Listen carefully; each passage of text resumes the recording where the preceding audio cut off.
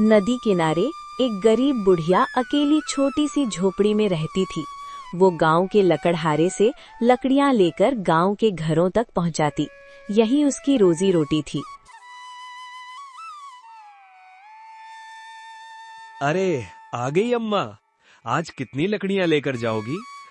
वो वाला गट्ठर दे दो बेटा। अरे पर उठा लोगी इसे? सिर में थोड़ा सा दर्द तो है, पर पेट भरने के लिए उठा लूंगी। ला जरा, सर पर तो रखवा दे।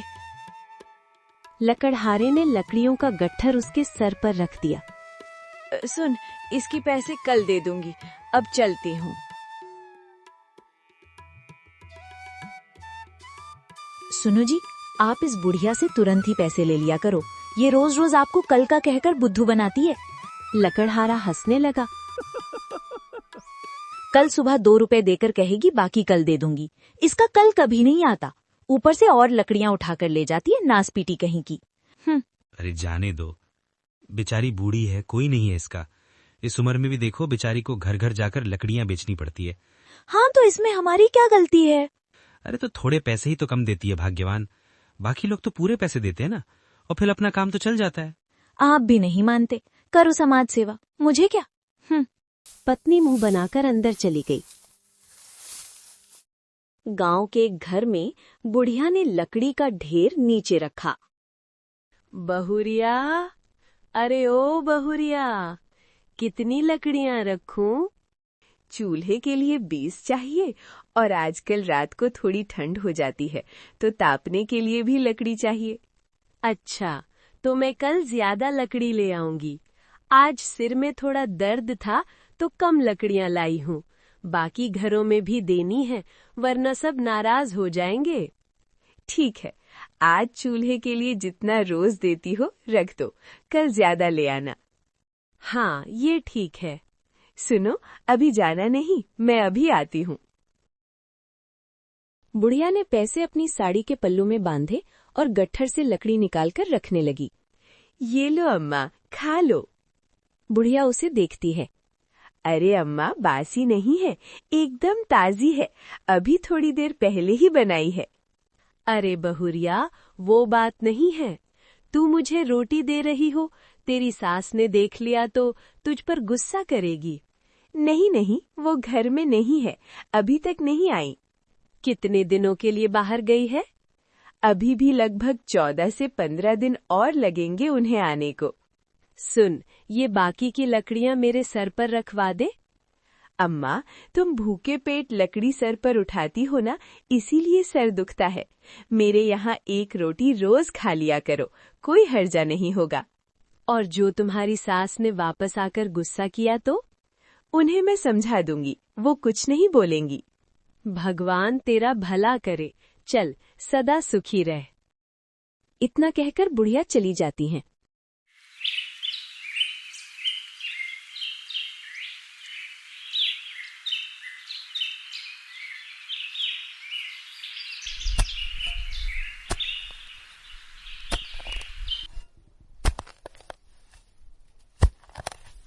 अगले दिन, बेटा आज बड़ा वाला गट्ठर दे दे, शाम को सर्दी होने लगी है तो लोगों को ज्यादा लकड़ियां चाहिए।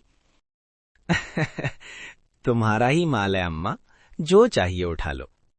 ये ले 2 रुपए, बाकी कल दे दूंगी, ठीक है ना? हिसाब में कोई गड़बड़ ना होनी चाहिए, समझे? हाँ हाँ अम्मा, हिसाब पूरा ठीक है। अच्छा जरा ये तो बताओ कि गांव में सब तुमको बुढ़िया कहते हैं, तुम्हारा असल नाम क्या है? मेरा असल नाम? अरे अम्मा, मेरा मतलब जो तुम्हारे पिताजी ने रखा वो वाला नाम। मेरा नाम लक्ष्मी है, पर अब तो इस मुए नाम को सुने एक अरसा हो गया।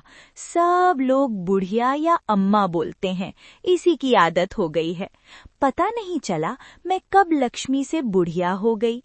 अच्छा चल, लकड़ियों का गट्ठर सर पर रख दे। लकड़हारे ने लकड़ियों का गट्ठर उसके सर पर रख दिया। अच्छा, चलती हूँ मैं।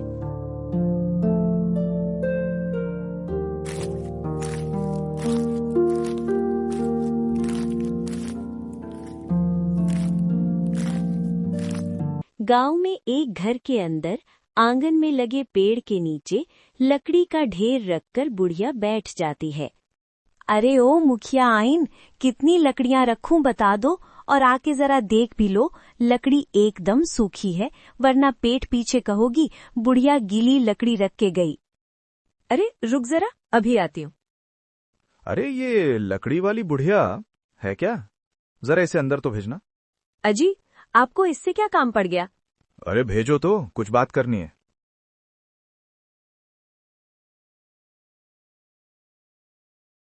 मैं लकड़ियां देखती हूँ, तू अंदर जा। मुखिया जी ने बुलाया है। मुखिया जी ने बुलाया है? क्यों, कोई गलती हो गई क्या? अरे मुझे क्या पता, जाके खुद पूछ ले। अरे बुढ़िया, आओ आओ, कैसी हो तुम? जी, बस आपकी कृपा है। अच्छा, तुम वहां गांव के बाहर नदी के पास वाले झोपड़े में रहती हो ना? हाँ मुखिया जी। अच्छा, तो वहां अकेले रहती हो? पास में कोई दूसरा झोपड़ा नहीं है? डर वर नहीं लगता तुम्हें? पहले तो लगता था, अब आदत हो गई है। अच्छा ठीक है। सत्यपाल मुस्कुराकर वहां से चला गया। बुढ़िया सारी लकड़ियां बेचकर घर पहुंचती है। पता नहीं मुखिया के दिमाग में क्या चल रहा। पहले तो उसने कभी बात नहीं की, भला आज क्यों इतनी पूछताछ कर था।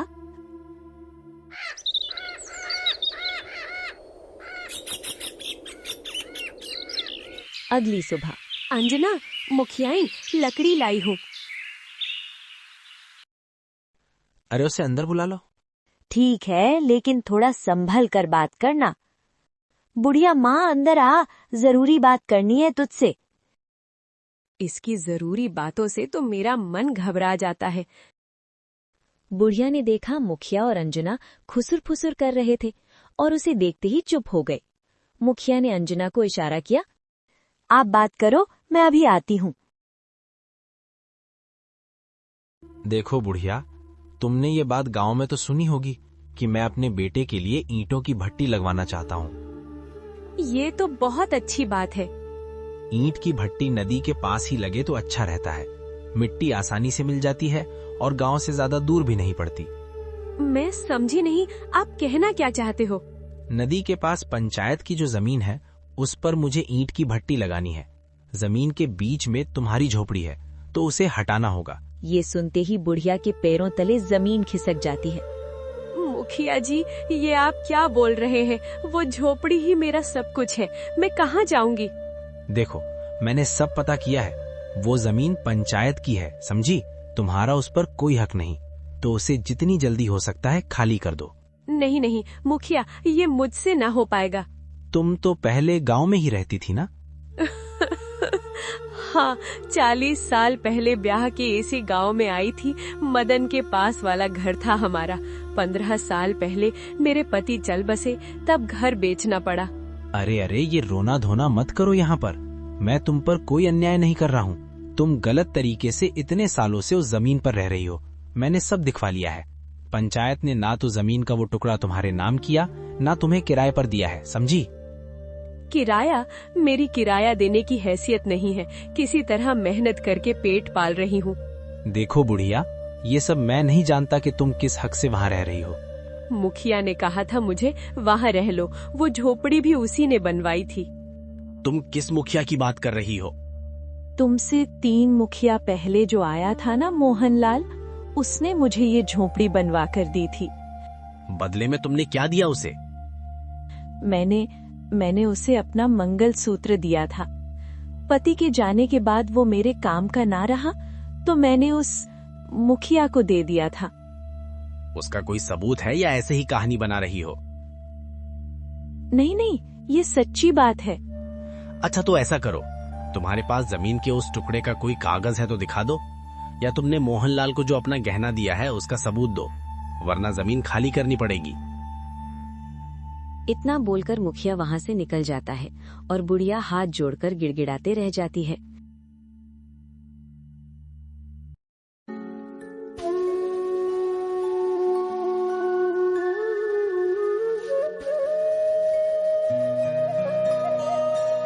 बुढ़िया बहुत उदास होकर घर लौटती है और देखती है कि वहाँ पहले से ही मुखिया के 2 आदमी खड़े हैं। अरे ओ बुढ़िया अम्मा, कहाँ घूम रही हो? हम लोग कब से तुम्हारा इंतजार कर रहे हैं। मेरा इंतजार? लेकिन क्यों? हमें मुखिया ने भेजा है। अब तू ही बता, तू अपना सामान खुद निकालेगी कि हम बाहर फेंक दें? नहीं बेटा, ऐसा न करो, मैं तुम्हारे आगे हाथ जोड़ती हूँ। चलो, अरे चलो, खाली करो। चल चल, खाली कर इसे। ये बुढ़िया प्यार से हमारी बात नहीं मानेगी। हमें आज ही ये झोपड़ी यहाँ से हटानी है। अरे बेटा, कुछ तो रहम करो मुझ पर। भला मैं इस उम्र में कहाँ जाऊंगी, तुम ही बताओ। बुढ़िया, अब कुछ मत बोलो। मुझे जो कहा गया मैं वही कर रहा हूँ, समझी? चलो, तुम बाहर जाओ। बुढ़िया अपना थोड़ा बहुत सामान लेकर बाहर बैठ जाती है।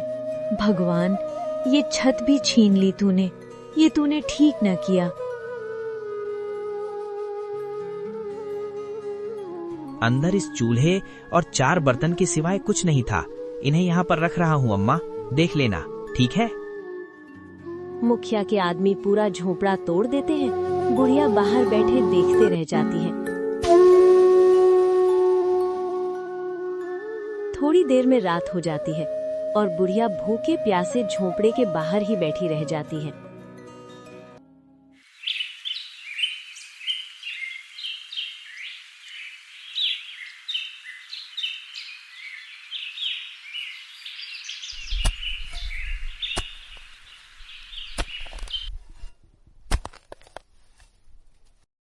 अरे सुनो, बुढ़िया अम्मा कल से नहीं आई, कुछ बोलकर गई हैं क्या तुम्हें? मीरा, तुम्हारी तबीयत तो ठीक है ना? हाँ, मुझे क्या हुआ है? और हंस क्यों रहे हो? जो पूछ रही हूँ उसका जवाब दो। मीरा, भला तुम्हें अम्मा की चिंता कब से हो गई? वैसे मैं भी वही सोच रहा हूँ कि अम्मा कल से क्यों नहीं आई, कहीं बीमार तो नहीं पड़ गई? दोनों बातें कर ही रहे थे कि गांव लता भी आ जाती है। भैया, कुछ लकड़ियां देना जरा। हाँ बहन, अभी देता हूँ। भाई, वैसे ये बताओ, गांव की बुढ़िया अम्मा कहाँ है? कल से वो मेरे घर नहीं आई। लता बहन, अभी हम दोनों भी यही बात कर रहे थे कि अम्मा कल से लकड़ियां लेने नहीं आ रही। कहीं कोई बात तो नहीं? हो सकता है उनकी तबीयत ठीक नहीं होगी। क्यों ना हम उनके घर चलकर पता करें? हाँ, तुम ठीक बोल रही हो। उसका तो इस दुनिया में कोई भी नहीं। चलो चलकर देखते हैं। तीनों बुढ़िया के घर की ओर निकल जाते हैं। बुढ़िया के घर के पास पहुंचते ही तीनों दंग रह जाते हैं। झोपड़ी पूरी टूटी हुई और बुढ़िया बेसुध पड़ी थी। लकड़हारा दौड़ कर जाता है। अम्मा, अम्मा, इसका तो पूरा बदन बुखार से टप रहा है। अरे अम्मा को क्या हुआ? इन्हें जल्दी घर लेकर चलो। हाँ। तीनों मिलकर कैसे भी बुढ़िया अम्मा को अपने घर ले जाते हैं। आखिर अम्मा की झोपड़ी तोड़ी किसने? हाँ, ये तो सोचने वाली बात है। आखिर अम्मा से किसकी इतनी दुश्मनी? अब तो इसका जवाब अम्मा ही देगी। मीरा बहन, मैं चलती हूँ। कोई मदद चाहिए होगी तो जरूर बताना। थोड़ी देर में बुढ़िया को होश आया। अम्मा, अम्मा आप कैसी हो? बेटा, मैं यहाँ तुम्हारे घर पर कैसे? अम्मा, तुम अपनी झोपड़ी के पास बेहोश पड़ी थी, तो हम तुम्हें यहाँ ले आए। बेटा, तुम मुझे यहाँ क्यों लेकर आए? मुझे वहीं मरने के लिए छोड़ देते। अम्मा, ये तुम क्या बोल रही हो? हाँ बेटा, मेरा मर जाना ही ठीक है। एक झोपड़ी थी, वो भी मुखिया ने तुड़वा दिया। ये क्या बोल रही हो अम्मा? मुखिया ने ऐसा किया? क्यों? वो बोल रहा कि उसे उस जमीन पर अपने बेटे के लिए ईंट की भट्टी लगवानी है और मेरे पास उस जमीन के कागजात नहीं। अच्छा, अम्मा तुम चिंता मत करो, मैं उस मुखिया को सबक जरूर सिखाऊंगा।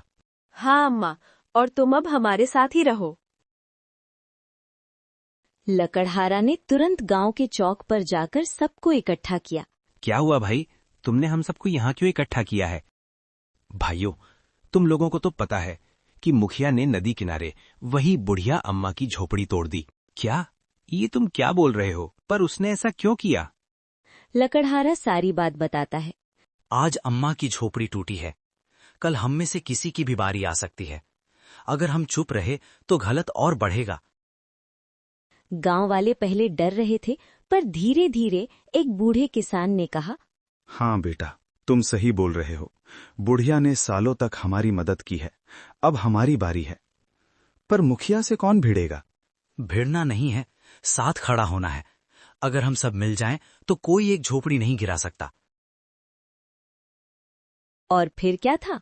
अगली सुबह पूरा गांव अम्मा की टूटी झोपड़ी के पास था। कोई बांस लेकर आया, कोई नई खपरेल, कोई मिट्टी गूंथ रहा था और लकड़हारा खुद सबसे आगे खड़ा था।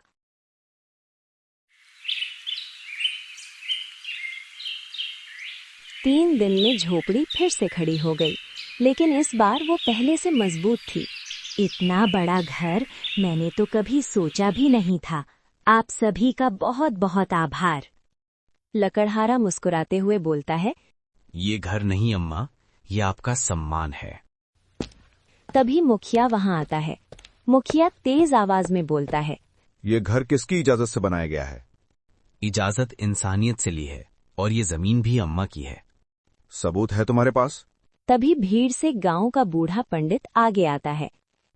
हाँ हैं, पुराने कागज मेरे पास हैं। ये जमीन अम्मा के पति ने खरीदी थी, तुम्हारे पिता के सामने सौदा हुआ था। कागज मुखिया के हाथ में दिए जाते हैं। मुखिया के चेहरे का रंग उड़ जाता है। जब उसने देखा कि पूरा गांव एकजुट है तो उसकी हिम्मत जवाब दे गई। उसे समझ आ गया, डर से रात जलता है लेकिन एकता से गांव।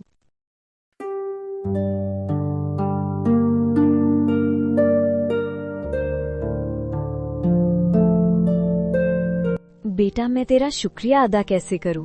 तूने मुझे नई जिंदगी दी है। बता मैं तेरे लिए क्या करूं? अम्मा, आप कैसी बात कर रही हैं? बेटा भी बोल रही हैं और धन्यवाद भी कर रही हैं। अम्मा, फिर बोल रही हूँ, तुम हमारे साथ चलो और हमारे साथ रहो। नहीं बेटा, तुम लोगों ने मेरे लिए बहुत कुछ कर दिया। अब और तुम लोगों पर बोझ नहीं बन सकती।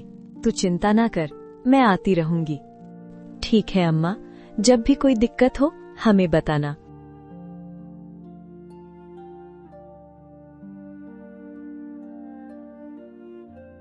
अम्मा को कितना बोला कि हमारे साथ रहो, लेकिन अम्मा नहीं मानी। मीरा, अम्मा गरीब है पर आत्मसम्मान बहुत है उसमें। ये झोपड़ी घर नहीं, उसका सम्मान है।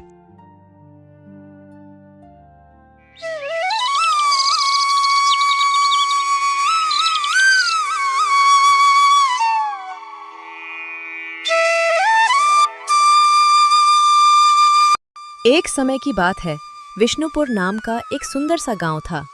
गांव में दो भाई रहा करते थे, रमेश और सुरेश। रमेश बहुत ही धनवान व्यक्ति था। उसके पास धन दौलत की कोई कमी नहीं थी। वो और उसकी पत्नी बहुत ही लालची किस्म के इंसान थे। और उधर उसका छोटा भाई सुरेश बहुत ही गरीब व्यक्ति था।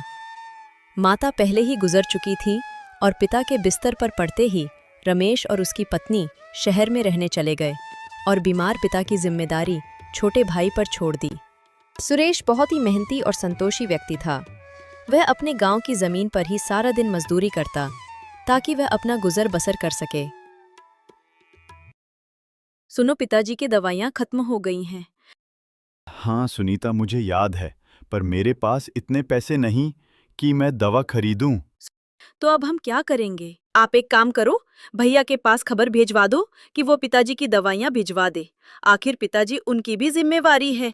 बड़े भाई रमेश ने शहर में बसने के लिए पिता का आधा से अधिक धन ले लिया था और कभी-कभी गांव अपने पिता से मिलने आया करता था। सुनो, मैं सोच रहा हूँ कि कल हम गांव पिताजी से मिलने चले जाए। क्यों? अभी पिछले महीने ही तो हम उनसे मिलने गए थे। फिर जाएंगे तो खर्च बढ़ जाएगा और वो लोग कोई न कोई और खर्च बता देंगे। अरे वो सब थोड़े बहुत तो खर्च करने ही होंगे। पिताजी को ये नहीं लगना चाहिए कि उनकी देखभाल सिर्फ सुरेश और उसकी पत्नी कर रहे हैं, इसलिए हमें भी समय समय पर मिलने जाना चाहिए। अभी पूरा बंटवारा भी नहीं हुआ है और कहीं पिताजी सारी जमीन सुरेश के नाम न कर दे। और मैंने सुना है कि सुरेश की गेहूं की फसल बहुत अच्छी आई है। चलो जरा देख कर आते हैं और थोड़ा बहुत लेकर भी आएंगे। ये तो आप ठीक बोल रहे हो। ठीक है, फिर कल ही हम गांव चलते हैं। रमेश इतना सारा धन पाकर भी खुश नहीं था। उसके मन के कोने कोने में धन की लालच भरी हुई थी। उसके पास जितना ही धन था उसे उतना ही कम दिखाई पड़ता था और उसकी नज़र अब अपने छोटे भाई सुरेश की जमीन पर थी।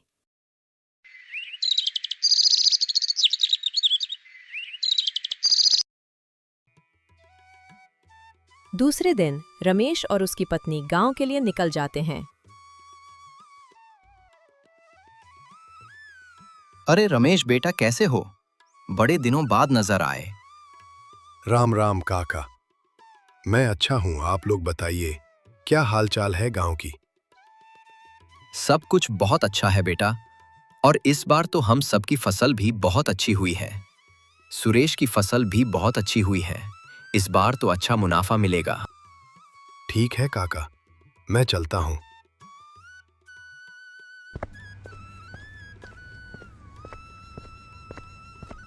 अरे सुनो, घर तो पीछे निकल गया, हम खेत पे क्यों जा रहे हैं?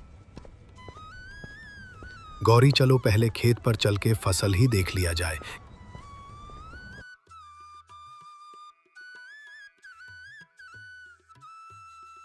कैसे हो सुरेश?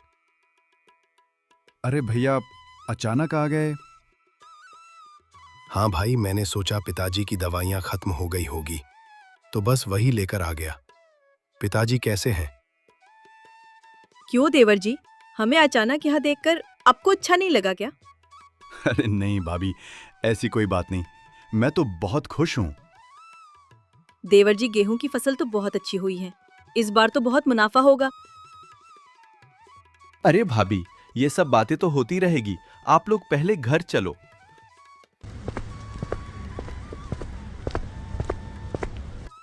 सब घर पहुंचते हैं। सुनीता उनकी खातिरदारी करती है। पिताजी कैसे हैं? देखिए, मैं आपकी दवाइयाँ ले आया हूँ।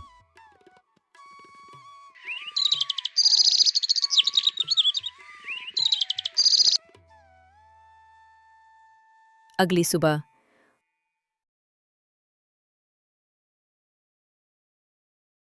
क्या हुआ सुनीता, तुम इतनी परेशान क्यों हो? और वो आदमी कौन था? सुनो, मेरी माँ की तबीयत बहुत ज्यादा खराब है। अभी सोहन काका ये खबर लेकर आए हैं। आप मेरे साथ जल्दी मेरे घर चलो। लेकिन सुनीता, यहाँ पिताजी को कौन संभालेगा? और हमारी फसल की कटाई भी करनी है। फसल बिल्कुल तैयार है, और अगर बारिश हो गई तो सारी फसल खराब हो जाएगी। एक काम करो, तुम अकेले ही अपने घर चली जाओ।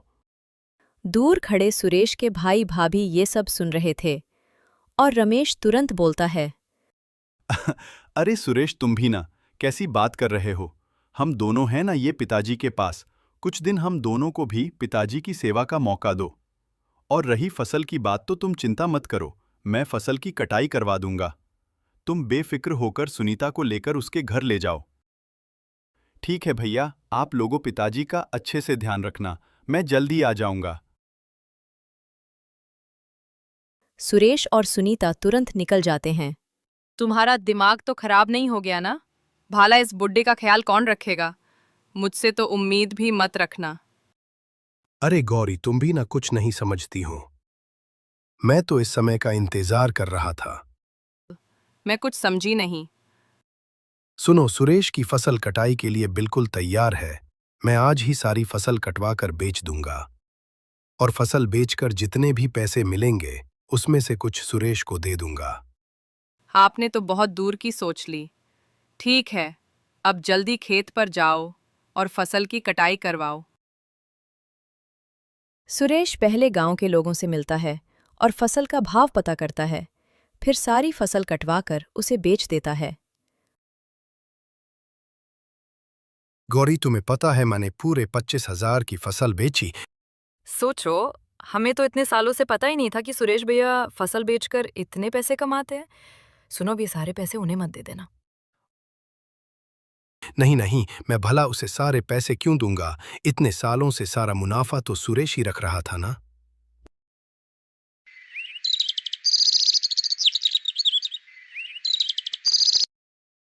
दो दिनों बाद जब सुरेश घर आता है तो रमेश उससे सिर्फ 5,000 रुपए देता है। ये लो भाई, तुम्हारे फसल की कीमत। पर भैया, ये तो बहुत कम है। मेरी फसल की कीमत तो कम से कम 25-30 हजार की थी। लगता है भैया आपको किसी ने बेवकूफ बना दिया। आप मुझे बताओ, आपने किसे फसल बेची? मैं अभी उससे जाकर बात करता हूं। सुरेश, मैंने फसल 25,000 में ही बेची है। फिर भैया आप मुझे इतने कम रुपए क्यों दे रहे हो?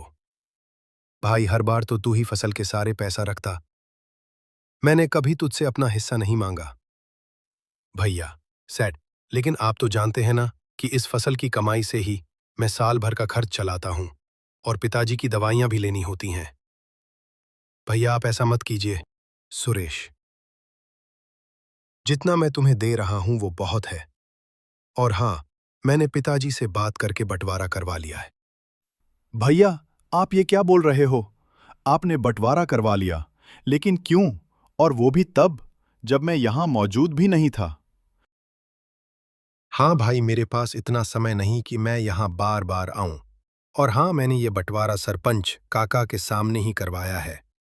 तो आज से पूरब दिशा की खेत तुम्हारी है। पर भैया, वो जमीन तो उतनी उपजाऊ नहीं है। भला मैं वो खेत लेकर क्या करूंगा? सुरेश, मैं इस घर में कोई हिस्सा भी तो नहीं ले रहा हूं। तो अच्छी जमीन तो मैं लूंगा ना। तुम इस घर में आराम से रहो और पिताजी से मिलने हम लोग आते रहेंगे। और तुम उनकी दवाइयों की भी चिंता मत करना। मैं समय पर दवाइयां भिजवा दूंगा या फिर खुद लेकर आ जाऊंगा। और हाँ, मैंने पश्चिम वाली जमीन भोला को दी है खेती करने के लिए। हाँ, ठीक है भाई, अब हम चलते हैं। पिताजी का ख्याल रखना। इतना बोलकर रमेश और उसकी पत्नी घर से निकल जाते हैं। अब मुझे सारा खेल समझ आया। वही तो मैं बोलूं कि तुम्हारे भैया ने इतने प्यार से हमें मेरे घर जाने को क्यों कहा। वैसे तुमने उन लोगों को ऐसे कैसे जाने दिया? क्या तुम्हें उनकी सारी बातें मंजूर है? और वो क्या बोल रहे हैं कि उन्होंने पिताजी से बात कर ली? क्या उन्हें पता नहीं कि पिताजी तो पिछले 1 महीने से कुछ बोलते ही नहीं? सुनीता, मैं भी वही सोच रहा हूं कि क्या सच में पिताजी ने बात की? तो अब पिताजी मुझसे क्यों नहीं बोल रहे? तुम ना बुद्धू के बुद्धू ही रहोगे। तुम्हें अब भी ये समझ में नहीं आ रहा कि तुम्हारे भैया ने तुम्हारे भोले और सीधे होने का फायदा उठाया है। सुनीता, मुझे तो बस इस बात से संतोष है कि भैया पिताजी को अपने साथ नहीं ले गए। पिताजी मेरे पास हैं, तो मैं उस बंजर जमीन को भी उपजाऊ बना दूंगा। यानी कि तुम्हें उनके इस बेईमानी से कोई फर्क नहीं पड़ रहा। हे भगवान, किस बुद्धू राम को मेरे गले बांध दिया।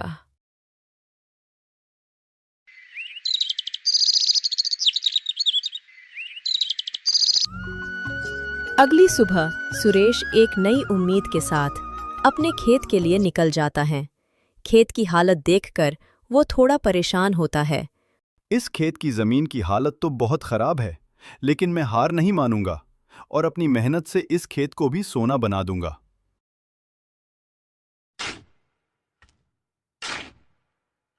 सुरेश जोर शोर से खेत में लग जाता है। तभी गांव के सरपंच उधर से निकल रहे थे। अरे सुरेश, तुम इस बंजर जमीन पर क्या कर रहे हो? सरपंच की बात सुनकर सुरेश को कुछ समझ नहीं आता और वो बोलता है, सरपंच जी, आप ऐसा क्यों बोल रहे, जैसे आपको कुछ पता ही नहीं। आपके सामने ही ना रमेश भैया ने हमारा बंटवारा करवाया और मेरे हिस्से में ये खेत दे दी। ये तुम क्या बोल रहे हो सुरेश? मैं तो रमेश से मिला भी नहीं। लगता है उसने तुम्हारे भोलेपन का फायदा उठा लिया और तुम्हें ये बंजर जमीन दे दी। अगर तुम चाहो तो पंचायत में शिकायत कर सकते हो। नहीं सरपंच जी, मुझे कोई शिकायत नहीं करनी। जैसी तुम्हारी मर्जी। तुम्हारे साथ रमेश ने बहुत गलत किया, लेकिन मुझे पता है कि तुम अपनी लगन और मेहनत से इस बंजर जमीन को भी उपजाऊ बना दोगे। ठीक है, मैं चलता हूं। और हां, अगर कोई मदद चाहिए तो मेरे पास जरूर आना। यानी कि सुनीता बिल्कुल ठीक बोल रही थी कि भैया ने मुझे धोखा दिया, लेकिन मैं ये बात सुनीता को नहीं बताऊंगा।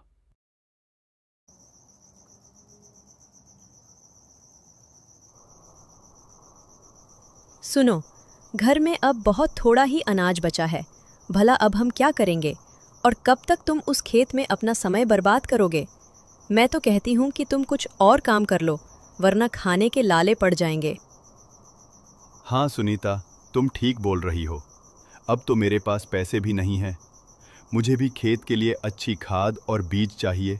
ये सब कैसे होगा? मैं कल से खेत के काम के साथ साथ कहीं मजदूरी का काम भी शुरू कर देता हूँ।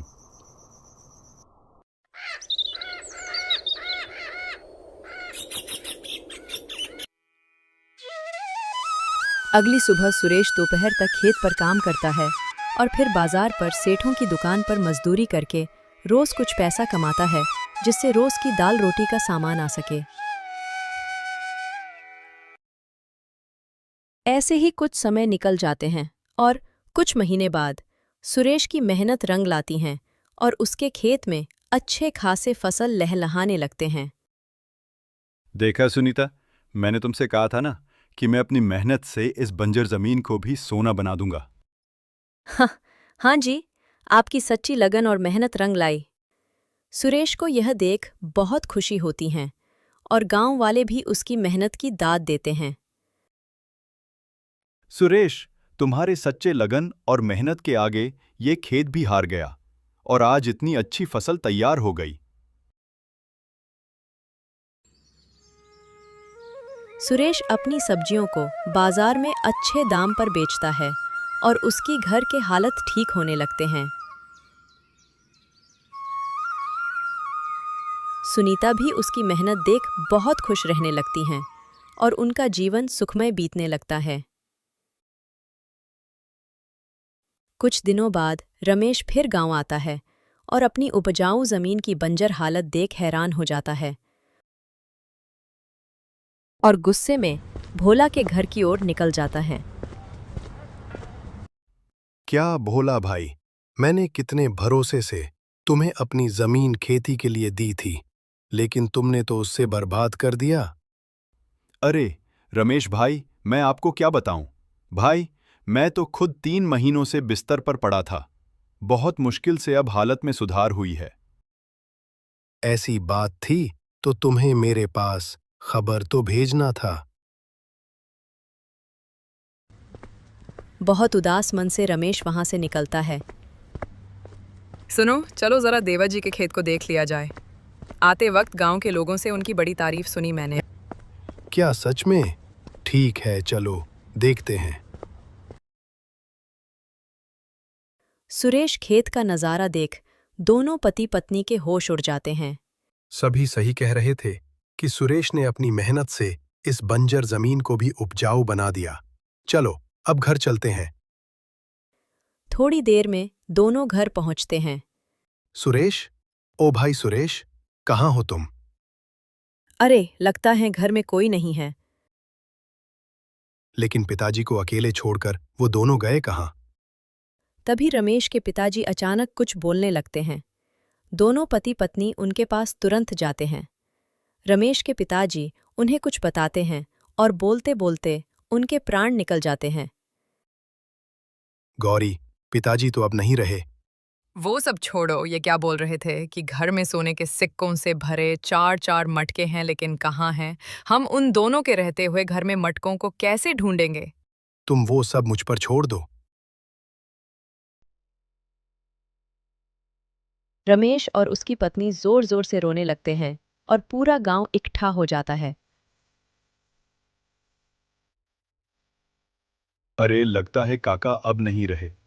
रमेश बेटा मत रो, अच्छा हुआ काका चल बसे, बेचारे बहुत कष्ट में थे। लेकिन सुरेश कहाँ है?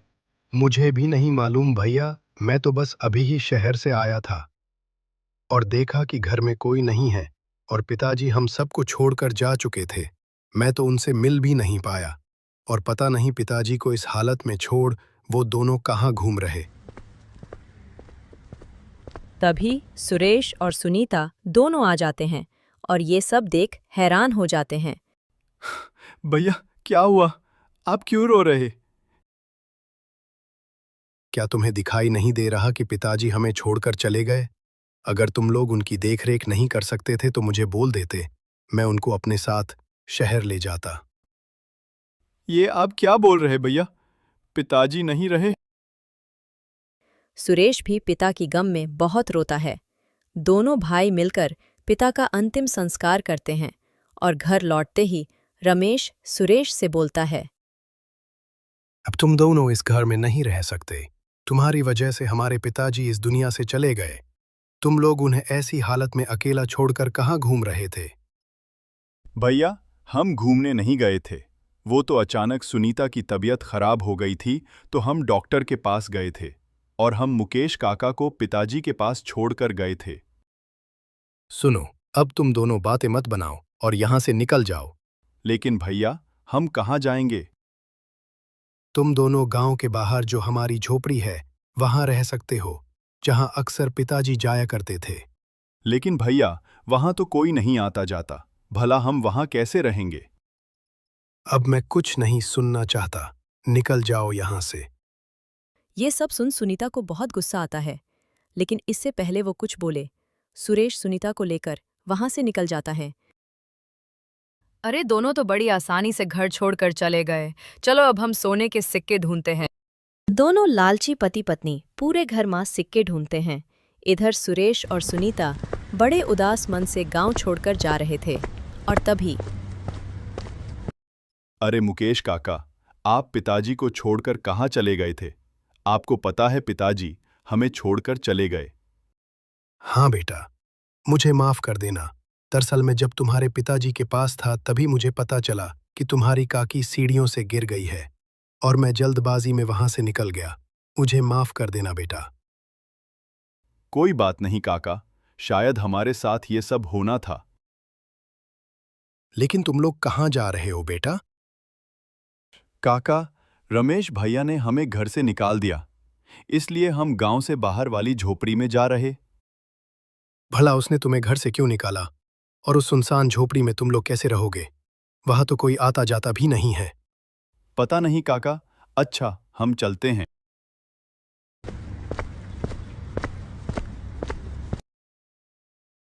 दूसरी तरफ दोनों पति पत्नी सिक्के ढूंढते ढूंढते थक जाते हैं। अरे, आखिर पिताजी ने वो मटके कहाँ छुपाए होंगे? हम भी कितने बुद्धू हैं। अगर वो सामने होते तो क्या सुरेश और सुनीता को नहीं दिखते? जरूर वो जमीन के नीचे गड़े होंगे। हाँ, शायद तुम ठीक बोल रही हो। रुको, मैं कुदाल लेकर आता हूँ। दोनों मिलकर पूरा घर कोड़ डालते हैं, लेकिन सिक्के कहीं नहीं मिलते। इधर सुरेश और सुनीता झोपड़ी में पहुंचते हैं। सुनीता, क्या तुम मुझ पर गुस्सा नहीं हो? आप ऐसा क्यों बोल रहे? तुमने एक बार भी मेरे फैसले का विरोध नहीं किया। मेरे एक बार बोलने पर ही तुम मेरे साथ इस झोपड़ी में रहने चली आईं। मैंने एक बार तुम्हारे फैसले पर सवाल उठाकर गलती कर चुकी है।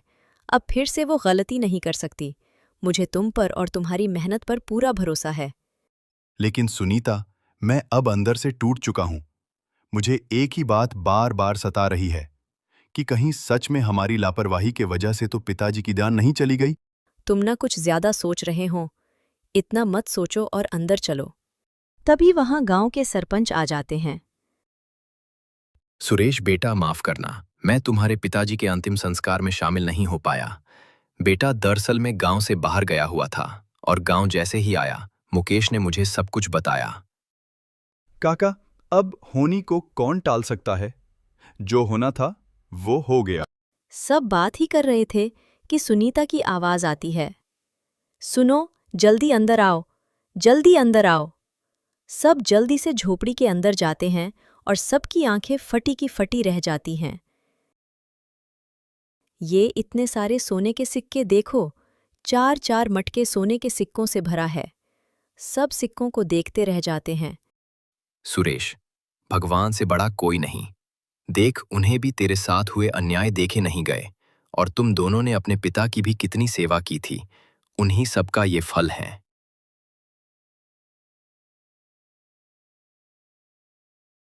सारी ये बात पूरे गांव में फैल जाती है।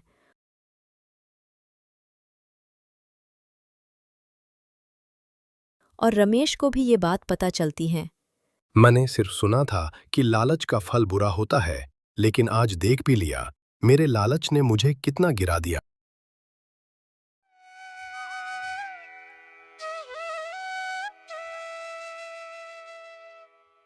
एक समय पहले की बात है। एक गांव में 2 सहेलियां रहती थीं, गौरी और सुषमा। सुषमा बहुत ही सुंदर थी, इस वजह से उसका विवाह एक अमीर घर में हो गया और गौरी थोड़ी कम सुंदर थी और कम पढ़ी लिखी थी। इस वजह से उसका विवाह एक गरीब मजदूर के साथ हुआ।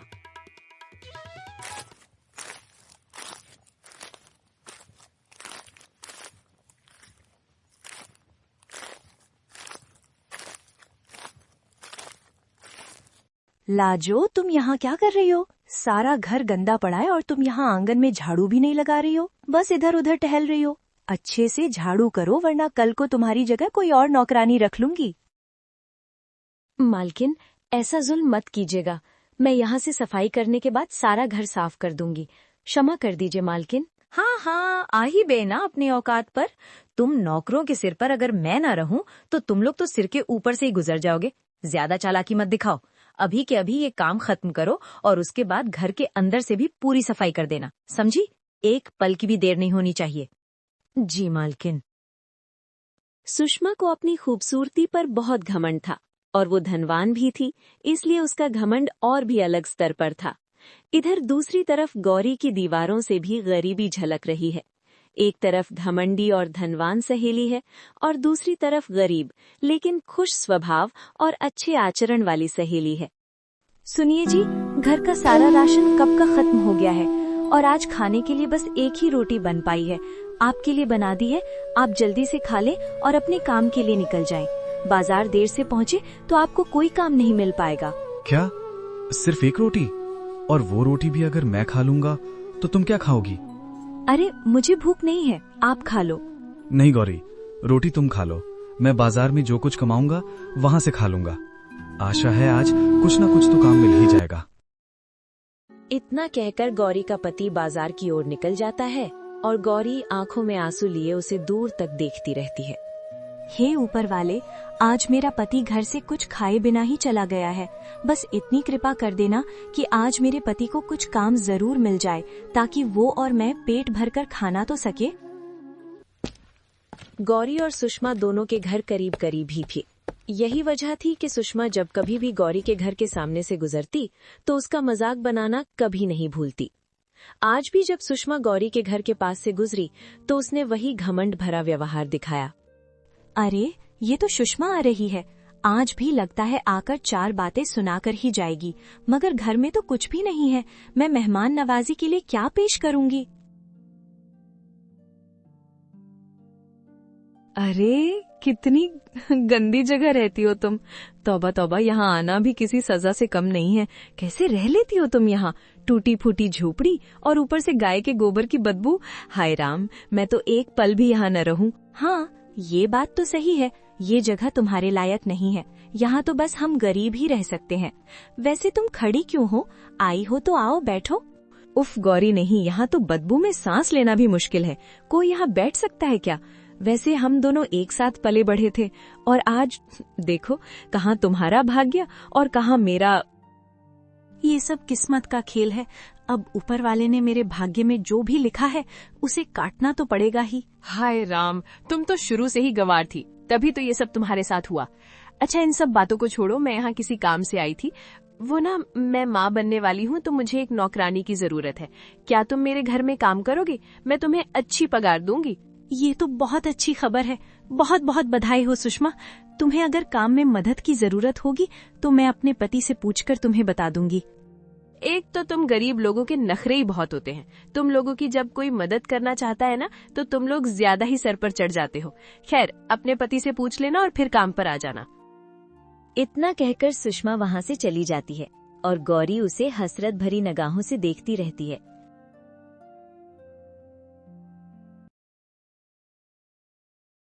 शाम को जब गौरी का पति घर आता है तो गौरी अपने पति को बताती है, सुनिए जी, आपसे कुछ जरूरी बात करनी थी।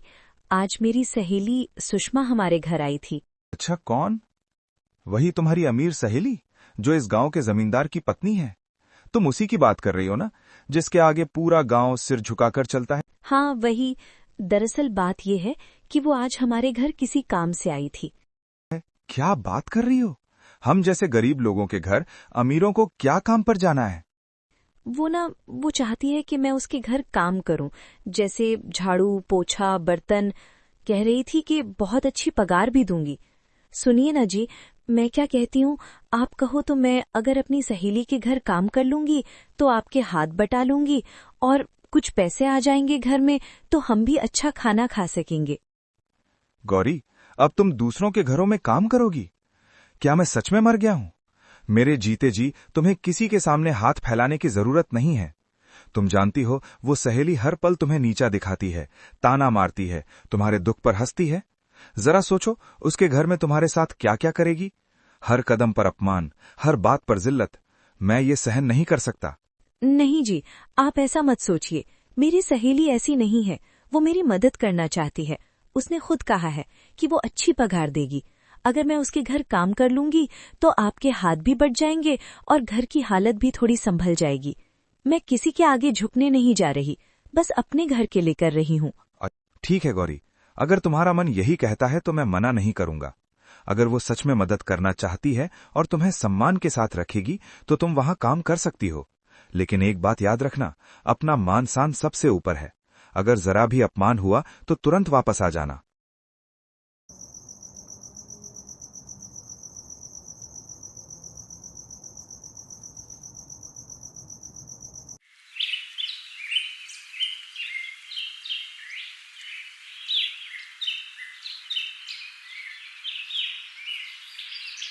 सुबह होते ही दोनों पति पत्नी अपने अपने काम के लिए निकले। गौरी, मुझे तो अभी भी ये ठीक नहीं लग रहा कि तुम अपनी सहेली के घर नौकरानी बनकर जाओ। अरे आप बिना बहुत ज्यादा ही सोच रहे। ऐसा कुछ नहीं कि मैं उसकी मदद कर दूंगी तो नौकरानी बन जाऊंगी। देखो उसका घर आ भी गया, अब आप भी बाजार जाओ और ज्यादा परेशान मत हो। ठीक है गौरी, लेकिन मेरी बात याद रखना, जरा भी अपमान लगे तो तुरंत घर चले जाना। हाँ हाँ, मुझे याद है। गौरी पहुंची और पहले ही दिन से सुषमा ने उसके साथ बहुत बुरा सलूक करने लगी। आओ आओ, मैं तुम्हारा ही इंतजार कर रही थी। मुझे मालूम था तुम्हारा पति जब अच्छी पगार की बात सुनेगा तो तुम्हें किसी के घर नौकरानी बनने से नहीं रोकेगा। मजाक कर रही हूँ। ऐसी कोई बात नहीं है सुषमा, मैं तो तुम्हारी मदद करने के लिए आई हूँ। तुम मुझे काम बता दो, क्या क्या काम करना है। सुषमा सारा दिन उससे काम करवाती रही। पूरा घर साफ करवाया, कपड़े साफ करवाया और फिर उस पर चिल्लाने लगी।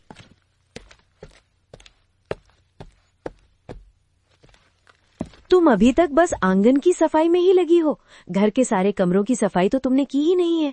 देखो गौरी, तुम ये कान खोलकर सुन लो कि तुम यहाँ मेरी सहेली बनकर नहीं बल्कि नौकरानी बनकर आई हो, समझी? काम ढंग से और अच्छे से करो, वरना कल से यहाँ आने की कोई जरूरत नहीं है। सुषमा, मुझसे कोई गलती हुई है क्या? मैंने तो पूरे घर की सफाई अच्छे से कर दी है और खाना भी बना दिया है। फिर भी अगर कुछ कमी रह गई हो तो साफ साफ बता दो। यूं बिना बात के मुझ पर गुस्सा क्यों कर रही हो? वाह वाह, क्या बात है गौरी। एक तो मैंने तुम पर एहसान किया है, तुम्हें अपने घर में काम पर रखा है, और ऊपर से तुम मुझे ही आंखें दिखा रही हो। जानती हो ना मैं कौन हूँ? मैं तुम्हारी वो सहेली नहीं हूँ, मैं इस गांव के जमींदार की पत्नी हूँ। इसलिए आइंदा से मुझसे जुबान मत लड़ाना, समझी? मैं माफी चाहती हूँ मालकिन, आज से मैं पूरा ख्याल रखूंगी। मुझे समझ आ गया है कि मैं यहाँ आपकी सहेली नहीं बल्कि नौकरानी हूँ। अब से कोई गलती नहीं होगी। हाँ हाँ ठीक है, समझ आ गया है तो अच्छा है।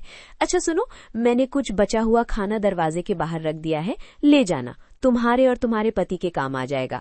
वो क्या है ना, हमारे घर में बासी खाना नहीं खाया जाता, फेंकने से बेहतर है तुम ले जाओ। गौरी को अपनी सहेली का ये बर्ताव देखकर बहुत दुख होता है। वो काम खत्म करके अपने घर को निकल जाती है। वो बिल्कुल ठीक बोल रहे थे। मुझे सुषमा के घर काम के लिए बिल्कुल नहीं जाना चाहिए था। उसने सचमुच मुझे नौकर ही समझा। अब मैं उसके घर कभी नहीं जाऊंगी। भले ही भूखे रह लूंगी, लेकिन अपना और अपने पति का अपमान कभी नहीं होने दूंगी।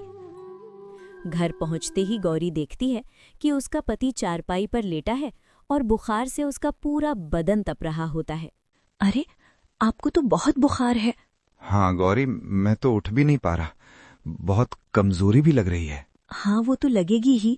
कितने दिनों से आपने ठीक से खाना भी नहीं खाया है। मैं अभी आपके लिए कुछ खाने के लिए और दवाइयां भी लेकर आती हूँ।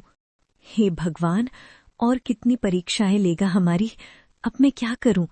न खाने को घर में एक दाना है, न ही दवाइयों के लिए पैसे। सुषमा मुझे कुछ खाने को दे रही थी, मैं तो वो भी छोड़कर आ गई। कोई बात नहीं, मैं अभी उसके घर जाकर खाना ले आती हूँ और कुछ पैसे भी मांग लूंगी। गौरी जल्दी से सुषमा के घर पहुंचती है। अरे, तुम फिर से आ गई? हाँ मालकिन, दरअसल आपने कुछ खाना ले जाने को बोला था और मैं वो ले जाना भूल गई। क्या वो बासी खाना? वो तो बस अभी अभी मैंने गाय को डाल दिया। अब तुम जाओ यहाँ से और कल सुबह जल्दी आ जाना। मालकिन, अगर आज के काम के कुछ पैसे मिल जाते तो बहुत मेहरबानी होती। घर में आज चूल्हा जल जाता। आज के पगार? गौरी, तुम्हारा दिमाग तो खराब नहीं हो गया ना? आज तो तुमने ठीक से काम ही नहीं किया। सुषमा, दरअसल मेरे पति की तबीयत खराब हो गई है। घर में ना कुछ खाने को है और ना ही उनकी दवाइयों के लिए पैसे। अगर तुम कुछ मदद कर देती तो। आ गई ना अपनी औकात पर। तुम गरीबों की यही परेशानी है, थोड़ी सी मदद कर दो तो सर पर चढ़ने लगते हैं। नहीं सुषमा, मैं सच बोल रही हूँ। सुषमा गौरी को खड़ी खोटी सुना ही रही थी कि उसका पति भी आ जाता है और पूरी बात सुन लेता है। गौरी, ये लो पैसे और जाओ अपने पति के लिए दवाइयाँ ले लो। जमींदार जी, आपका बहुत बहुत शुक्रिया। मैं आपका ये एहसान कभी नहीं भूलूंगी। और सुषमा, मैं कल सुबह काम के लिए आ जाऊंगी। इतना बोलकर गौरी घर के लिए निकल जाती है और सुषमा गुस्से से अपने पति को बोलती है। ऐसा क्यों किया आपने? आप नहीं जानती उससे वो पैसे के लिए बहाने बना रही थी। आपने उसके सामने मेरा अपमान किया। अरे सुषमा, मैंने तुम्हारा अपमान नहीं किया, बल्कि उसके नज़रों में तुम्हारी इज्जत बढ़ा दी। देखो, अभी तुम इन गरीबों को अच्छी तरह से नहीं जानती। इन्हें अपना ज़मीर बहुत प्यारा होती है। देखना, अब इन थोड़े से पैसे के बदले वो हमेशा तुम्हारी जी हजूरी करेगी, समझी?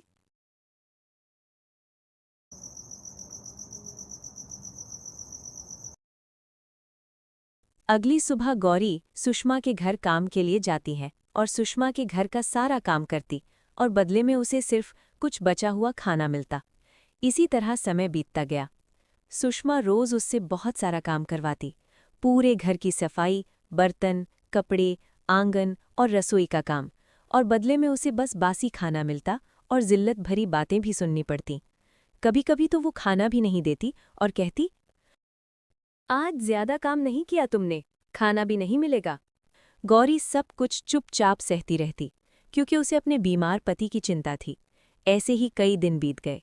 एक दिन शाम को गौरी सुषमा के घर से काम खत्म करके वापस लौट रही थी। रास्ते में उसे एक बूढ़ा आदमी दिखाई दिया। वो बहुत भारी सामान उठाकर चल रहा था और बहुत थका हुआ लग रहा था। उसके चेहरे से साफ लग रहा था कि वो कई घंटों से भूखा है। गौरी तुरंत उसके पास गई। बाबा, आप बहुत थके हुए लग रहे हैं, क्या बात है? बूढ़े आदमी ने कमजोर आवाज में कहा। बेटी, सुबह से कुछ खाया नहीं है और ये सामान घर तक ले जाना है, लेकिन मुझसे अब चला नहीं जा रहा। गौरी को उस पर बहुत दया आई।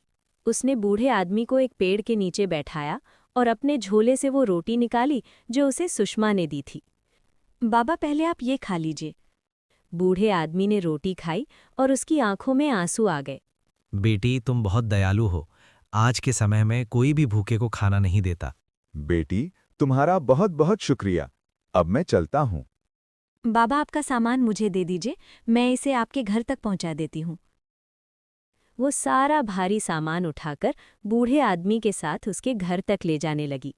बूढ़ा आदमी बहुत खुश हुआ। बाबा, आपका घर कहाँ है? बेटी, जंगल के पास वाली नदी के किनारे मेरी झोपड़ी है।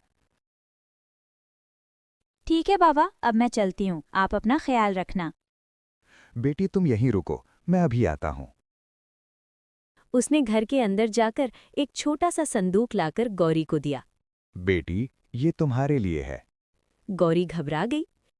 नहीं बाबा, मैंने तो बस इंसानियत के नाते मदद की है। बूढ़ा आदमी मुस्कुराया। ये तुम्हारी भलाई का फल है, इसे स्वीकार करो।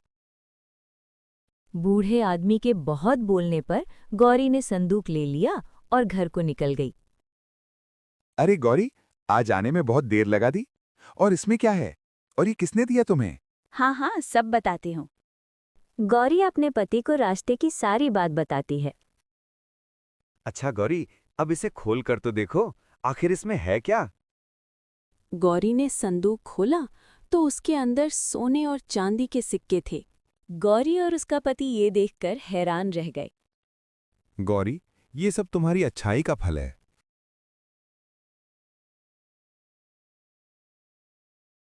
धीरे धीरे उन्होंने उस धन से उन्होंने अपना घर ठीक कर लिया, पति का इलाज करवाया और छोटा सा कारोबार शुरू कर दिया। कुछ ही समय में उनकी जिंदगी बदल गई। अब उनका घर भी अच्छा हो गया और खाने पीने की कोई कमी नहीं रही। गौरी, मैंने कभी नहीं सोचा था कि कभी हमारी जिंदगी भी ऐसी होगी। हाँ जी, बस सब उस बाबा की मेहरबानी है।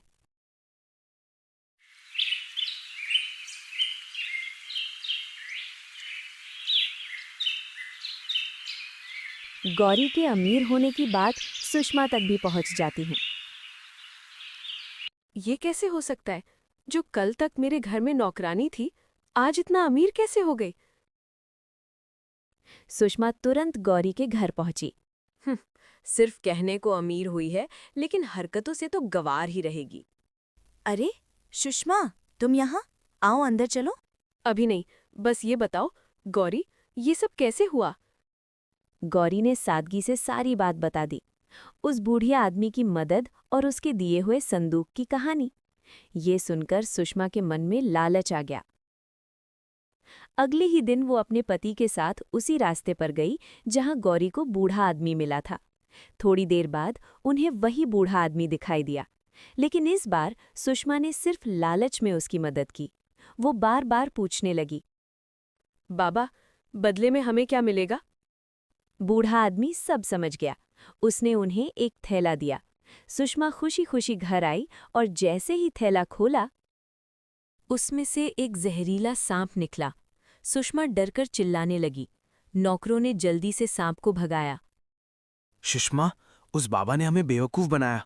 मैंने अभी उसको उसकी सजा दूंगा। नहीं नहीं, आप ऐसा कुछ मत कीजिए। लेकिन क्यों? अभी हमारी जान भी जा सकती थी। शायद बाबा भी हमारी लालच को जान गए थे, इसलिए उन्होंने हमें ये सबक सिखाया। मुझे समझ आ गया कि मैंने अपनी ही सहेली के साथ कितना गलत किया, लेकिन कहते हैं ना कि ऊपर वाला सब देखता है। सुषमा को अपनी गलती का एहसास हुआ। असली सुख धन या सुंदरता से नहीं मिलता। अच्छे कर्म और दयालुता ही इंसान की किस्मत बदलते हैं।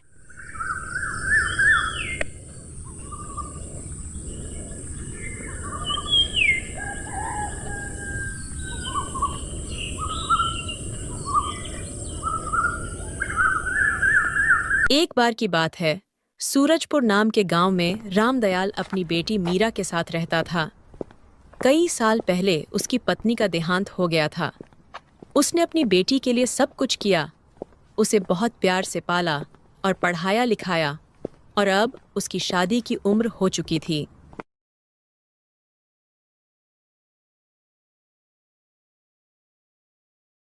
सीता बेटा, मेरा गला सूख रहा है, जरा मुझे एक गिलास पानी तो दे। जी पिताजी, अभी लेकर आती हूँ। पिताजी, आपकी तबीयत बहुत खराब रहती है। मैंने आपको कितनी बार कहा है कि आप दवाइयाँ क्यों नहीं लेते? बेटा, मेरी तबीयत दवाइयों से नहीं बल्कि तेरी शादी करके ठीक होगी। पिताजी, मुझे शादी नहीं करनी। मैं चली जाऊंगी तो आपका ख्याल कौन रखेगा? अरे बेटा, भला ऐसा देखा है कहीं? बेटियों को तो अपने घर जाना ही होता है। बस यही दुनिया की रीत है। चल, खाना परोस, बहुत भूख लगी है।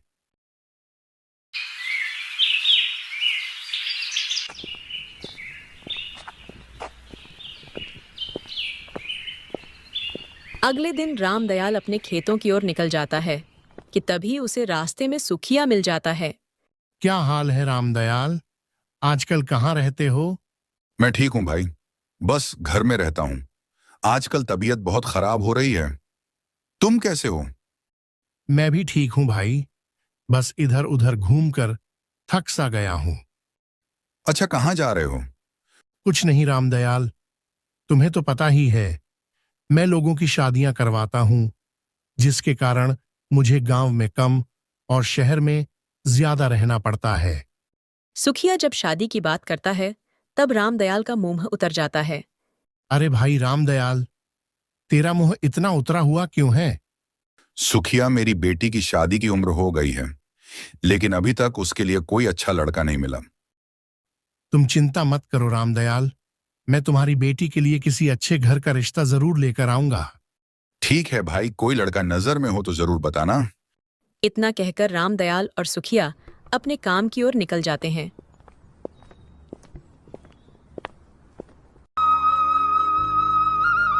इस तरह कई दिन निकल जाते हैं और एक दिन सुखिया रामदयाल के घर आता है। मीना बेटी, रामदयाल कहाँ है? वो काका पिताजी तो बाहर गए हैं, बस अभी आते ही होंगे। कि तभी रामदयाल आ जाता है। कैसे हो सुखिया? तुम कब आए? मीरा अपने काका के लिए चाय बना के ले आ। ठीक है पिताजी। हाँ तो सुखिया बताओ कैसे आना हो? रामदयाल, मैं एक बहुत बड़ी खुशखबरी लेकर आया हूं। अपनी मीरा की शादी के लिए एक लड़के वालों ने हां कर दी है और वे यहां आकर लड़की को देखना चाहते हैं। अच्छा, ये तो बहुत अच्छी बात है। तो बताओ वो लोग हमारे घर कब आ रहे हैं? वैसे तो लड़के के घर में उसके माता पिता और एक बड़े भाई भाभी हैं, लेकिन कल तो केवल लड़के के माता पिता आ रहे हैं। अच्छा सुखिया, ये तो बहुत अच्छी बात है। ये बात कर तुमने तो मेरा दिल ही जीत लिया। अच्छा रामदयाल, अब मैं निकलता हूं, मुझे बहुत काम है।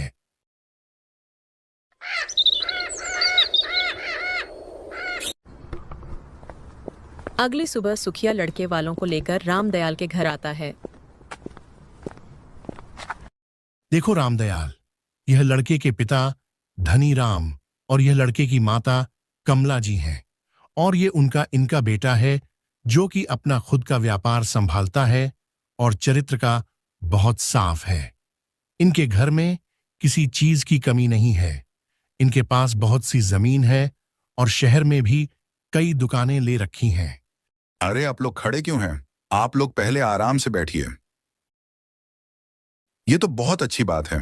अगर मेरी बेटी की शादी आपके लड़के के साथ हो गई तो वह बहुत खुश रहेगी। अच्छा रामदयाल, अब जरा मीरा बिटिया को लेकर तो आओ। हाँ, मैं अभी लेकर आता हूं। अरे बेटी, तुम तैयार नहीं हुई? सभी तुम्हारी राह देख रहे हैं। पिताजी, मुझे डर लग रहा है, कहीं इन्होंने दहेज की शर्त रख ली तो। बेटा तू चिंता क्यों करती है? ये लोग अच्छे दिखते हैं। अब तू इतना मत सोच और मेरे साथ बाहर चल। आप चलिए, मैं आती हूं। थोड़ी देर में मीरा तैयार होकर बाहर आती है। यह मेरी बेटी मीरा है। यह बहुत भोली है, पढ़ाई लिखाई में सबसे आगे रही है। यह खाना भी बहुत अच्छा बनाती है और मुझे विश्वास है कि ये आपके घर जाकर भी आपकी उम्मीदों पर खरी उतरेगी। धनीराम और कमला मीरा को देखकर हैरान हो जाते हैं और सुखिया से गुस्से में बोलते हैं। सुखिया जी, आपने हमें जो फोटो दिखाई थी उसमें तो इस लड़की का रंग बहुत साफ था, पर असल में बात कुछ और ही है। क्या हुआ कमला जी, कोई दिक्कत है क्या? हाँ रामदयाल जी, दिक्कत तो है। आपने हमसे इतना बड़ा झूठ बोला। कमला जी, आप गुस्सा क्यों कर रही हो? बस एक रंग की तो बात है। देखिए सुखिया जी, मोहल्ले में हमारी भी कुछ इज्जत है। अगर ये लड़की हमारे घर की बहू बनेगी तो लोग हम पर हंसेंगे। अरे कमला, तुम चुप करो। क्या कोई ऐसा बोलता है? ए जी, आपका दिमाग तो नहीं खराब हो गया है? ये लड़की हमारे घर की बहू नहीं बनेगी। धनीराम कमला को लेकर घर के बाहर चला जाता है। कमला, तुम्हारा दिमाग तो नहीं खराब हो गया है? हमारे पास इतना अच्छा मौका है और तुम इसे ऐसे ही जाने दे रही हो। ए जी, ये आप क्या कह रहे हो? मेरे तो कुछ समझ नहीं आ रहा है। अरे देखो, ये लड़की काली है और शायद कोई इससे शादी नहीं करना चाहता और इसका पिता मजबूर है जो कैसे भी करके इसकी शादी करवाना चाहता है। समझी? हमें इसी चीज का फायदा उठाना है। अच्छा ठाकुर साहब, ये आप क्या बोल रहे हो? इससे हमारा फायदा कैसे है? देखो कमला, मैं तुम्हें समझता हूं। अगर हम इस लड़की की शादी अपने बेटे विक्रम से करवाए तो हम इससे अच्छा खासा दहेज ले सकते हैं। कुछ समय बाद इसे छोड़कर हम विक्रम की शादी किसी अच्छी लड़की से करवा देंगे और साथ ही साथ हमें एक मुफ्त की नौकरानी भी मिल जाएगी। अरे वाह जी, आपका दिमाग तो कंप्यूटर से भी तेज चलता है। कुछ देर बाद धनीराम और कमला घर में वापस आकर बैठ जाते हैं। रामदयाल जी, कमला ने आपको जो कुछ भी कहा, मैं इसके लिए बहुत शर्मिंदा हूं। सुखिया जी, हमें यह शादी मंजूर है। सुखिया और रामदयाल बहुत खुश हो जाते हैं। मुझे तो कुछ समझ नहीं आ रहा है कमला जी, मैं आपको धन्यवाद कैसे दूं? धन्यवाद की कोई जरूरत नहीं है रामदयाल जी, बस हमारी कुछ शर्तें हैं। कैसी शर्त? देखिए रामदयाल जी, हमें एक गाड़ी और 3 लाख नगद चाहिए और शादी बहुत अच्छी होनी चाहिए। देखिए, मैं बहुत गरीब आदमी हूं, मैं आपको इतना सब कैसे दूंगा? रामदयाल जी, मुझे ये सब नहीं पता। ये कोई दहेज नहीं है, ये तो सिर्फ आपकी बेटी और दामाद के भविष्य के लिए है। माफ कीजिए धनीराम जी, लेकिन मेरी इतनी हैसियत नहीं कि मैं आपको इतना सब दे सकूं। मेरी बेटी बहुत अच्छी है, वो आप सबको बहुत खुश रखेगी, ये मेरा वादा है। ये सब हम नहीं जानते। अगर आपको मंजूर हो तो हमें बता देना। अब हम निकलते हैं। सुखिया, मैं इनको ये सब कैसे दूंगा? मेरे पास तो पैसे भी नहीं हैं। रामदयाल, मैं जानता हूं, पर बेटी की शादी करनी है तो यह सब करना ही पड़ेगा, वरना इतने अच्छे घर का रिश्ता भी हाथ से निकल जाएगा।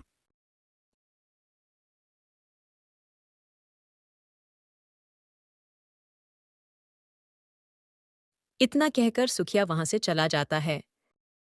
पिताजी, आपको उनकी कोई शर्त मानने की जरूरत नहीं, मुझे शादी नहीं करनी। पर बेटी, लड़का और परिवार अच्छा है, मुझे कहीं से भी पैसों का इंतजाम करना होगा। अगर यह रिश्ता हाथ से निकल गया तो तुमसे कौन शादी करेगा? इन्होंने कम से कम हाँ तो करी है। लेकिन पिताजी।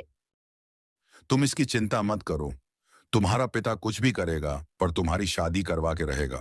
बेटा, आखिर ये सब कुछ तो तेरा ही है, और तू खुश रहे, इससे ज्यादा मुझे कुछ नहीं चाहिए।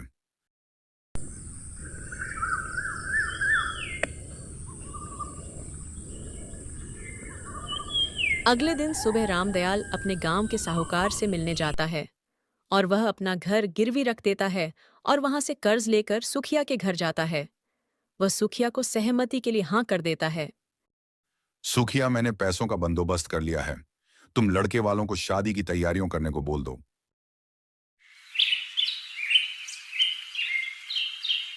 कुछ दिन बाद वह अपनी बेटी की शादी विक्रम से करवा देता है। शादी में वह बहुत अच्छा दहेज देता है और अपनी बेटी को कोई भी चीज की कमी नहीं आने देता। सुखिया लड़के वालों ने जो कुछ भी मांगा मैंने सब कुछ दे दिया। अब बस मेरी बेटी वहां बहुत खुश रहे। अरे रामदयाल, तुम बेटी की चिंता बिल्कुल छोड़ दो, वो एक बहुत ही अच्छे परिवार में गई है, मीरा बेटी वहां बहुत खुश रहेगी।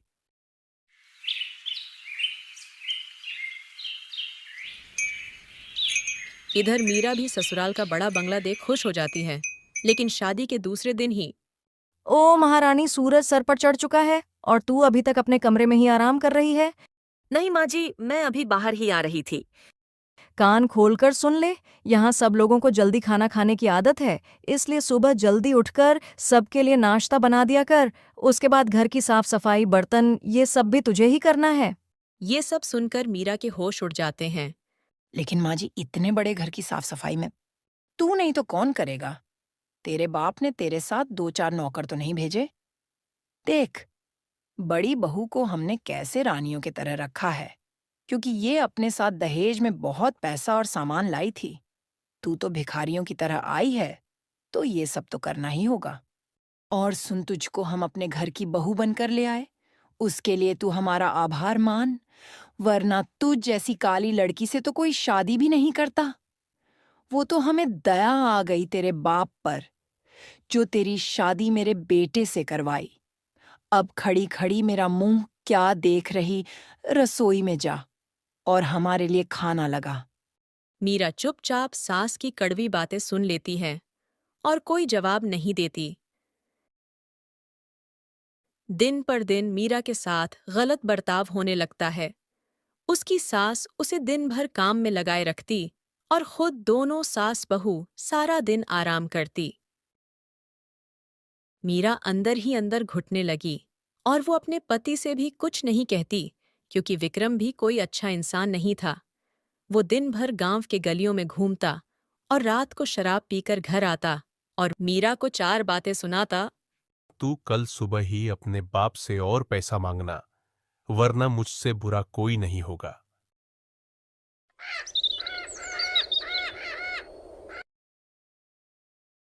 अगले दिन सुबह पड़ोस के घर की सुहानी मीरा से मिलने आती है। भाभी, मैं बहुत दिनों से देख रही हूँ कि ये जालिम लोग आप पर कितना अत्याचार कर रहे हैं और आप चुपचाप सब सह रही हो, क्यों?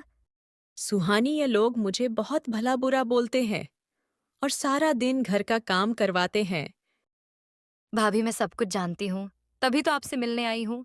भाभी आपको अपने पिताजी के घर चले जाना चाहिए, नहीं तो ये लोग आपको छोड़ेंगे नहीं। सुहानी, मेरे पिता ने मेरी खुशी के लिए अपना सब कुछ गिरवी रखकर मेरी शादी की, और जब उन्हें ये सब पता चलेगा कि मैं यहाँ खुश नहीं हूँ, तो वो जीते जी मर जाएंगे। इसीलिए मैं उन्हें कुछ नहीं बता सकती। तो भाभी आप कब तक इनकी जुल्म सहोगे? कुछ करना तो होगा आपको। हाँ सुहानी, तुम ठीक बोल रही हो। मेरे पिता ने मुझे इतना पढ़ाया है और इतना सब कुछ देकर मेरी शादी इनके घर इसलिए नहीं की कि मैं यहाँ सारा दिन इनके तने सुनूं। मुझे कुछ करना होगा। भाभी, आप चाहो तो इन लोगों की शिकायत थाने में करवा सकते हो। बस आप एक बार दहेज उत्पीड़न की शिकायत करवा दो, फिर देखना इनके अक्ल ठिकाने आ जाएंगे। ठीक है, मैं चलती हूँ, वरना वो लोग मुझे आपके साथ देख और गुस्सा होंगे। भाभी, आपको मेरी कोई भी मदद चाहिए होगी तो जरूर बताना। सुहानी की बातों पर मीरा बहुत देर तक सोचती रही। उसे अपने पिता के त्याग याद आते, कैसे उन्होंने अपना सब कुछ गिरवी रखकर उसकी शादी की थी। उस रात मीरा ने तय कर लिया कि वह अब अन्याय सहकर चुप नहीं रहेगी, लेकिन वह कोई झगड़ा भी नहीं करेगी, बल्कि सही और कानूनी रास्ता अपनाएगी।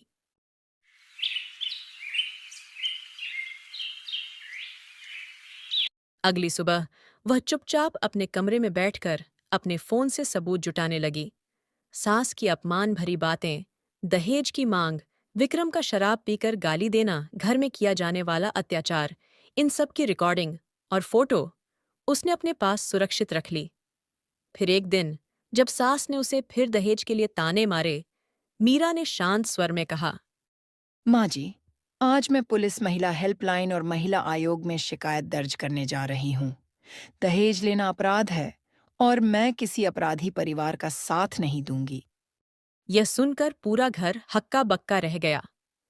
कमला और धनीराम के चेहरे का रंग उड़ गया। धनीराम चिल्लाया, ए लड़की, तू हमें धमकी दे रही है? नहीं, मैं बस अपने हक की बात कर रही हूँ। जो गलत किया है उसका जवाब तो देना पड़ेगा ना। पिताजी, मैं अभी इसको सबक सिखाता हूँ। बहुत ज्यादा जुबान चलने लगे हैं इसके। ये गलती तो करना भी मत। मेरे पास तुम सबके खिलाफ सबूत है। जो इतने दिनों से आप लोगों ने मेरे साथ गलत किया, वो सब मैंने अपने फोन में रिकॉर्ड कर लिया है और सुखिया चाचा को भेज भी दिया है। और एक बार दहेज लेने के अपराध में पकड़े जाने पर आप लोगों के साथ क्या क्या हो सकता है, ये तो आप लोग जानते ही होंगे।